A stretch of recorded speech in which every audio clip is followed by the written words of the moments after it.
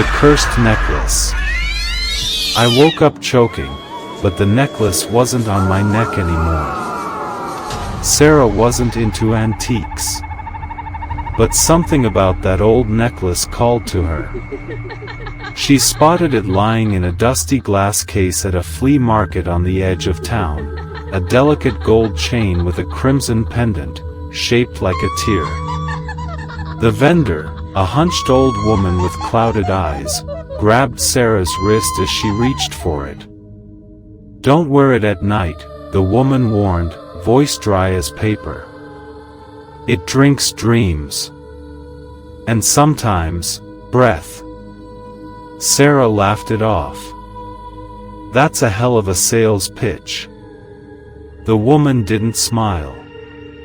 She wrapped the necklace in black velvet and handed it over without another word. That night, Sarah put it on before bed, admiring how the red gem caught the moonlight through her window. It was cold against her skin, and strangely heavy. At 3:06 a.m., she shot upright, gasping for air. The room was freezing. Whispers tickled her ears, soft, slithering words she couldn't understand. She clutched her chest, feeling for the necklace. Gone. In the mirror, she saw a thin, dark mark circling her throat. Almost like a burn. Almost like bruised fingers. She searched everywhere, but the necklace had vanished. The next morning, her throat was sore. Her breath short. She called in sick and stayed in bed.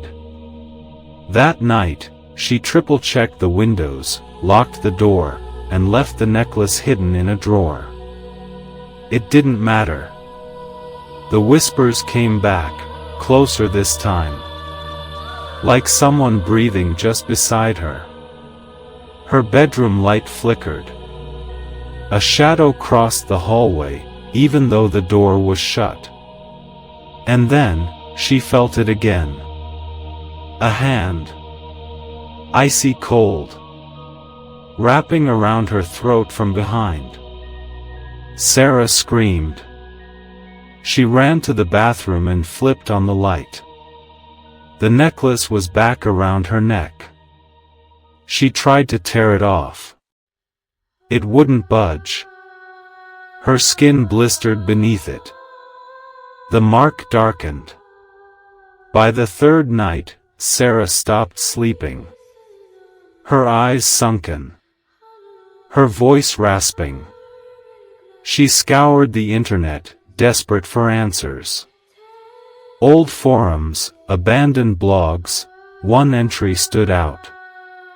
"If you bought the blood tear, return it to the earth before it takes its final breath from you. Burn it. Bury the ashes. And do not dream while you do it." Sarah didn't know what that meant. But she had no time left. That night, she built a fire in her backyard. It was 2:57 a.m. She placed the necklace in the flames. The whispers turned into screams. The pendant bled dark smoke. Faces swirled in the fire, twisted, screaming, some with wide, terrified eyes. All of them marked. She watched in horror until only ashes remained. Silence. Relief washed over her. Until she blinked. The ashes were gone. And in her hand, the necklace. Untouched. Whole. At 3:06 a.m., neighbors reported hearing choking sounds. But no screams.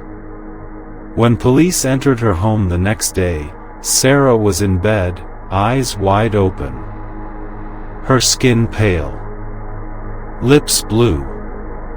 And on her neck, the necklace. This time, the mark had spread down her chest.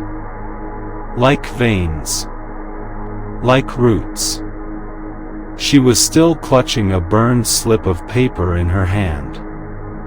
One word remained legible. Dreamless. Don't sleep with it on.